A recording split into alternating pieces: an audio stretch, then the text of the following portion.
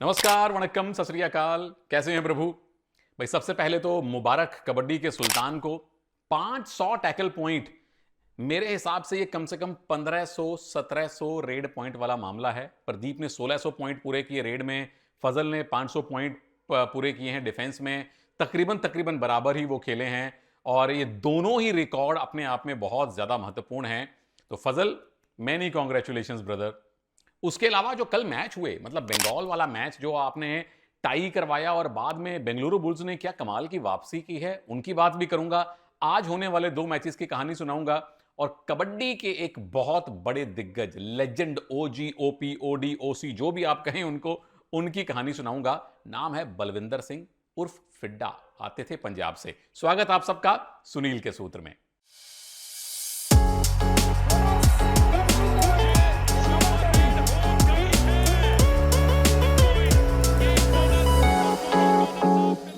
तो सबसे पहले कल हुए पहले मैच की बात। बंगाल वॉरियर्स के सामने डिफेंडिंग चैंपियन पुनेरी पल्टन थे और 32-32 टाई करवा लिया बंगाल ने। दूसरा टाई उनका इस सीजन में, जिसमें फजल, मुबारक मनिंदर के बारे में कल किसी ने वीडियो में कहा था कि उनको ऐसे ऐसे टैकल करोगे तो आप उनको शांत रख सकते हो। एक ही पॉइंट मनिंदर को दिया गया, बट कोई बात नहीं, मन्नी पाजी वापसी करेंगे। Well done to Puneri Paltan defence. और जो पुनेरी पल्टन की पूरी टीम है, हर कोई चलता है, कोई एक खिलाड़ी उत्कृष्ट नहीं खेलता, ये उनकी टीम की हमेशा से एक खूबी रही है। दूसरे मैच में बुल्स ने क्या वापसी की है। पहले हाफ में 1 टैकल पॉइंट, दूसरे हाफ में कितने, 7 टैकल पॉइंट।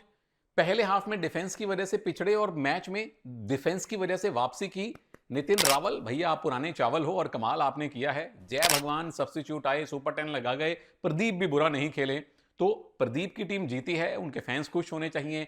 बुल्स को फाइनली एक जीत मिली है, ये उनके लिए अच्छी बात है और उम्मीद करते हैं कि वो बांध टूट गया हो, लगातार बुल्स जीतें। अब आइए अगले मजमून पे प्रभु। दो मैच आज भी होने हैं। सबसे पहले मैच है गुजरात जायंट्स और तमिल तलाइवास का। और इस मैच से पहले ये पॉइंट्स टेबल पे आप नजर डाल लीजिए, मैं फोन से पढ़ूंगा, आप स्क्रीन पे देखिएगा। गुजरात जायंट्स के सामने तमिल तलाइवास हैं। गुजरात अगर जीते तो 12 पॉइंट्स के साथ आप नंबर 7, नंबर 6 तक आ सकते हैं प्रैक्टिकली। तमिल तलाइवास कहां है? तमिल तलाइवास फिलहाल नंबर 3 पे हैं। जीते तो भैया पॉइंट आपके पुनेरी पल्टन के बराबर हो जाएंगे, यानी कि नंबर 2 तो आपकी जगह कंफर्म है। यूपी और हरियाणा, यूपी की टीम इस समय आपको दिखाई दे रही है नंबर 2 पे। जीते तो आज नंबर 1 हो जाएगी जसवीर सिंह साहब की टीम, और मनप्रीत पाजी की टीम नंबर 8 पे है। हरियाणा स्टीलर्स जीते तो 10 + 5 15 पॉइंट लेके आप नंबर 3 तक आ सकते हैं। अब पहले मैच की बात करता हूं। गुजरात जायंट्स के सामने तमिल तलाइवास हैं। गुजरात ने अब तक 3 मैच खेले हैं, एक ही जीता है। पिछला मैच यूपी के साथ हुआ था, 35-29 आप हारे हैं वो मैच। तमिल तलाइवास 4 मैच खेले हैं, 2 जीते, 1 हारे, 1 टाई। पिछला मैच जेपीपी के साथ आपका 30-30 से टाई रहा था। तो ओवरऑल फॉर्म बड़ी अच्छी है तमिल तलाइवास की। अब आइए मैच की कहानियों पे। कहानियां क्या हैं इस मैच की? नंबर 1, सचिन अपनी पूर्व टीम के खिलाफ हैं। जिस टीम के साथ खेलना शुरू किया था गुजरात जायंट्स, उसके सामने खेल रहे हैं। नंबर 2, चंद्रन रंजीत, CR66 भी गुजरात के लिए खेल चुके हैं। मनप्रीत सिंह जब टीम के कोच हुआ करते थे, वो भी अपनी पूर्व टीम के खिलाफ हैं। और तीसरी कहानी है कोचिस को लेकर। राम मेहर सिंह साहब के सामने एक, आप ओवरऑल आप स्ट्रेटेजिक कोच कह लीजिए, उदय कुमार जी या चिरालाथन। अब राम मेहर जब इंडियन टीम में खेलते थे तो उदय कुमार टीम के चीफ कोच थे, तो वो उनके सीनियर हुए। चिरालाथन उनके बाद भारतीय टीम में आए हैं। मतलब ये तीनों ही किसी ना किसी एरा में भारतीय टीम के साथ किसी ना किसी रोल से जुड़े हुए हैं। ये एक संयोग है इन तीनों कोचेस को लेकर। अगला विषय बैटल्स का है, लड़ाइयां कहां कहां होने वाली है। मुझे लगता है कि ये गुजरात जायंट्स के रेडर्स और तमिल तलाइवास के डिफेंडर्स का मैच है। गुमान हुए, प्रतीक हुए, राकेश हुए, आप इनको जीपीआर कह सकते हैं। कारों में जीपीएस लगा होता है, इनके पास रेडिंग में जीपीआर लगा हुआ है। और उधर आपको पता ही है, सागर नहीं तो बस्तानी डिफेंस करते हैं, साहिल गुलिया तो अच्छा काम कर ही रहे हैं। तो मोटा मोटा ये रेडर्स और डिफेंडर्स का मैच होने की संभावना है। सचिन और नरेंद्र कंडोला भी है टीम में, उसमें कोई शक नहीं है। अब आइए जीत के सूत्रों पे। गुजरात के लिए 2 टेक्टिकल सूत्र हैं। नंबर 1, आपको शुरुआत करनी चाहिए नबी बख्श के साथ। मोइन नबी बख्श, मोइन पहला नाम, नबी बख्श उनका फैमिली नेम है। उसका फायदा यह है कि सचिन और नरेंद्र कंडोला को आप लेफ्ट इन राइट इन पे क्रमशः खड़े होके एक्स्ट्रा डिफेंडर के तौर पे सपोर्ट कर सकते हैं। और नंबर 2, जो जीपीआर की आपकी तिकड़ी है ना, गुमान, प्रतीक और राकेश, सारे स्पीड वाले रेडर हैं। मोइन नबी बख्श आके आपको एक फोर्स वाले रेडर का भी विकल्प देते हैं। सूत्र नंबर 2, अगर जीपीआर में से कोई एक रेडर काम नहीं करता है, या अगर आप मोइन के साथ जाते हैं और आपका रेडिंग का विभाग थोड़ा हल्का होता है, तो आप किसी एक रेडर की जगह हिमांशु को ला सकते हैं। पिछले मैच में उन्होंने 7 रेड और 2 टैकल पॉइंट लिए थे। तो फ्लूइडिक फॉर्मेशन रखनी पड़ेगी, जो राम मेहर सिंह बहुत अच्छा करते हैं। उन्हें मालूम है कि कहां खिलाड़ियों को कितना चेंज करना है। 2 सूत्र तमिल तलाईवास के लिए भी हैं।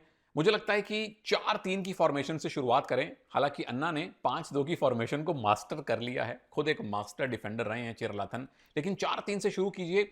और मुझे ऐसा लगता है कि चंद्रन रंजीत से शुरुआत करवाइए। CR66 को थोड़ा शुरुआत में गेम टाइम दीजिए। टीम के पास अच्छा मोमेंटम है, सामने वाली टीम का डिफेंस ओके ओके खेल रहा है, तो इसी बहाने आप अपने एक रेडर को रवां कर देंगे।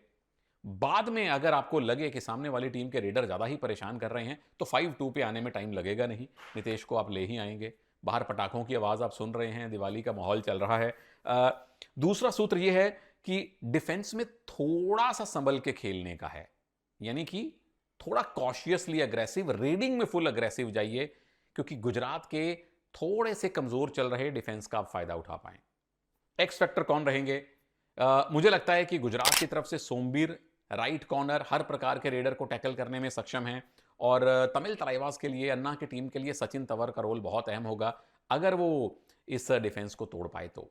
कहानी सुनाने वाला हूं प्रभु आपको इस वीडियो के अंत में, तो चिपक के बैठे रहिएगा। बहुत बड़े खिलाड़ी की कहानी है। बलविंदर सिंह फिड्डा साहब गोट माने जाते हैं। उससे पहले 2 तकरीबन गोटेड ही टीम्स का मुकाबला, उनकी बात सुन लेते हैं। यूपी योद्धास के सामने हरियाणा स्टीलर्स हैं। यूपी ने 4 मैच खेले हैं, 3 जीते हैं। पिछले सीजन में जो निराशा मिली थी, उसको शुरुआत में दूर किया है जसवीर सिंह साहब की टीम ने। सेम काम मनप्रीत पाजी की टीम कर रही है। 3 मैच खेले हैं, 2 जीते हैं। और प्रभु लोग मुझे कमेंट्स में बताते हैं कि मैं जिस टीम के कैप्टन या कोच या खिलाड़ी की कहानी सुनाता हूं वो जीतती है। कल मैंने सुनाई थी रणधीर सिंह साहब की टीम की कहानी, वो जीते। उससे पहले मनप्रीत की कहानी, वो जीती। रॉयल्टी दो यार मुझे सारे मिलके, नहीं होना चाहिए ऐसा। इसीलिए आज मैं न्यूट्रल खिलाड़ी की कहानी सुनाऊंगा। यूपी ने पिछले मैच में गुजरात को हराया था, हरियाणा ने पिछले मैच में दिल्ली को हराया था। तो दोनों टीम्स के पास रिदम बड़ी अच्छी है।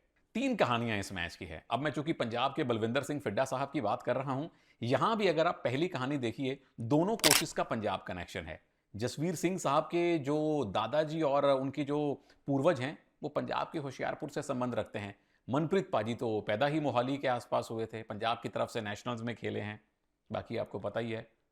नंबर 2, दोनों टीम्स के पास ठीक ठाक मोमेंटम है, यानी कि एक टीम 4 में से 3 मैच जीती है, दूसरी टीम 3 में से 2 मैच जीती है। दोनों टीम बढ़िया मोमेंटम लेके आ रही हैं। और कहानी नंबर 3, दोनों टीम्स बड़ी बैलेंस लग रही हैं। एक खिलाड़ी पे ज्यादा निर्भर कोई ज्यादा टीम लग नहीं रही, हालिया फॉर्म को अगर देखें तो। अगले विषय पे आइए, लड़ाइयां कहां होने वाली हैं। ये शादलू और बीबीजी का मैच है। बीबीसी वाले नहीं, बीबीजी। शादलू एक तरफ होंगे, खतरनाक रेडर हैं, खतरनाक ऑलराउंडर हैं। बीबीजी उनके सामने है भाई, भरत, भवानी और गिल। इनकी तिकड़ी कमाल कर रही है। गिल साहब जरूर थोड़े नरम गरम हो रहे हैं, पर भवानी राजपूत और भरत हुड्डा दोनों ने कहर बरपाया हुआ है। यूपी के लिए जीत के 2 सूत्र हैं। मुझे लगता है कि राइट रेडर्स का ज्यादा इस्तेमाल हो। सुरेंद्र गिल हैं, भवानी हैं, भरत हुड्डा भी दोनों तरफ से रेड करते हैं। उसका फायदा यह है कि आप शादलू को और जयदीप को सीधा सीधा अवॉइड कर देंगे, दोनों ही खतरनाक फॉर्म में हैं। और अगर वैरायटी के लिए भरत लेफ्ट से रेड करें, तो जो आप कॉर्नर पे किक बड़ी अच्छी लगाते हैं ना प्रभु, उसका इस्तेमाल लेफ्ट कॉर्नर पे कीजिएगा। शादलू लंबे कद के डिफेंडर को आप जैसा लंबे कद का रेडर ही आउट कर सकता है। 2 जीत के सूत्र हरियाणा के लिए भी हैं। मुझे लगता है कि शुरुआत आप डुओ डाई रेड से मत कीजिए, क्योंकि कई मैचेस में टीम डुओ डाई रेड पे खेली है, अच्छा खेली है। यहां यूपी का डिफेंस थोड़ा सा वल्नरेबल है, और ये बात मनप्रीत सिंह से अच्छा और कौन जान सकता है, जो खुद एक चैंपियन रेडर थे। शुरुआत अग्रेसिव कीजिए रेडिंग में, डुओ डाई से शुरुआत मत कीजिए। नंबर 2, डिफेंस एंकल होल्ड करने की बजाय या डैश करने की बजाय डबल थाई होल्ड या डाइव पे अगर जाएगा, तो फिर वो तीनों लंबे जो टावर हैं, बीबीजी की मैं बात कर रहा हूं, भरत, भवानी और गिल, उनको आउट करने में थोड़ी ज्यादा आसानी होगी। तो अग्रेसिव रहिए डिफेंस में, पर टेक्निक वही होनी चाहिए जिससे टैकल मिलने के आसार ज्यादा हों। एक्स फैक्टर, मुझे लगता है कि एक तरफ से भरत हुड्डा होने वाले हैं, दोनों तरफ से रेड करते हैं, और हरियाणा के लिए फिर ताऊ शादलू रेड भी करते हैं, डिफेंस भी करते हैं और कमाल करते हैं।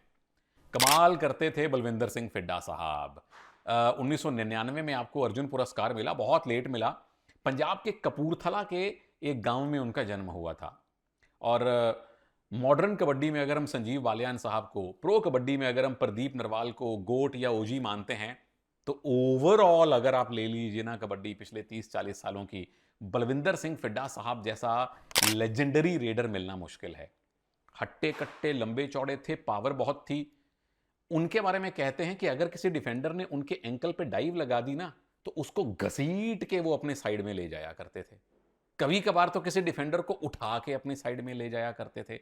यानी कि फिजिकल के साथ साथ मेंटल टॉर्चर करते थे डिफेंडर्स पे। फिर एक और दिग्गज कोच हैं, उन्होंने सोचा कि यार ये लंबा चौड़ा हट्टा कट्टा रेडर है, वो कोल्हापुर गए महाराष्ट्र, वहां से 2-3 लंबे चौड़े हट्टे कट्टे डिफेंडर लेके आए कि अब पावर को पावर रोकेगा। नतीजा क्या हुआ? बलविंदर सिंह फिड्डा साहब उनको भी घसीट घसीट के लाने लगे। तब दुनिया को समझ में आया कि कबड्डी सिर्फ बाहुबल का खेल नहीं है, दिमाग का भी खेल है। फिड्डा साहब में दोनों चीजें प्रचुर मात्रा में थी। पंजाब में, हरियाणा में जो सर्कल कबड्डी बड़ी फेमस है, उसमें तो कहा जाता है कि फिड्डा साहब जैसा कोई खिलाड़ी हुआ ही नहीं है। अब चूंकि थोड़े से ओवरवेट थे तो एशियन गेम्स में खेलने का मौका नहीं मिला, लेकिन सैफ गेम्स में वो खेले हैं भारत के लिए और भारत की कप्तानी की है। जाहिर तौर पे भारत ने गोल्ड जीता है। और एक कहानी मुझे मनप्रीत पाजी ने बताई थी। फिड्डा साहब का आखिरी साल था नेशनल्स में। फिड्डा साहब, मनप्रीत और एक और खिलाड़ी, 3 खिलाड़ी अपनी अपनी प्लेटें लेके जाते हैं डाइनिंग एरिया में। तीनों प्लेट्स में भर भर के नॉन वेज रखा जाता है। तीनों प्लेट फिड्डा साहब अकेले साफ करते हैं, 2 बार और मंगवाते हैं, तो 3 तिये 9 प्लेट्स वो खाना साफ कर देते हैं, उस उम्र में जब वो खेल से रिटायर हो रहे थे। तो उनकी पावर का आपको राज पता चल चुका है। फिड्डा साहब, परमात्मा तो जिंदा वसदा रखे। मैंने सुना है आजकल कनाडा में है। अगर भारत आएंगे तो मेरी बड़ी खुशकिस्मती होगी आपके चरण छूना और आपका इंटरव्यू करना। और मेरी खुशकिस्मती ये भी है प्रभु लोग कि आप लोगों का प्यार लगातार मिल रहा है। आप लोगों ने प्रदीप नरवाल की कहानी सुनाने के लिए मुझे कहा है। अगली बार जब भी बुल्स खेलेगी तो वादा है कि प्रदीप के जीवन से जुड़ी कोई रोमांचक कहानी आपको जरूर सुनाऊंगा। ये वीडियो कैसा लगा, फिड्डा साहब की कहानी कैसी लगी, नीचे कमेंट्स में बताइएगा। जल्दी मिलता हूं। दीपावली की आपको बहुत बहुत शुभकामनाएं। पटाखे थोड़ा सोच के चलाइए, मिठाई जरा वजन देख के खाइए, प्रभु के गुण गाइए और प्रभु के जीवन से थोड़ी सी प्रेरणा पाइए। आपको और आपके परिवार को दीपावली की बहुत बहुत शुभकामनाएं। जय हिंद।